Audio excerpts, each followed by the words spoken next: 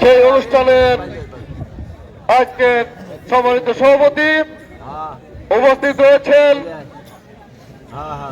এই অঞ্চলের প্রাণপ্রিয় নেতা আমাদের অত্যন্ত জাতীয় জীবনে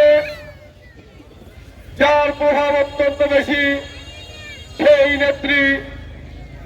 অবদান এদেশের মানুষ অস্বীকার করতে পারবে না। আপনারা জানেন 1971 সালে এদেশের যখন চরম ক্রান্তিকাল খাওয়াদার বাহিনীর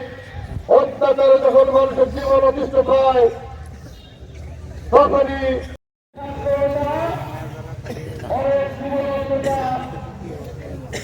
বিভিন্ন আমার অর্থ এলাকার সকল সাধারণ নেতা কর্মী এবং অন্যতম যুগ্ম আহ্বায়ক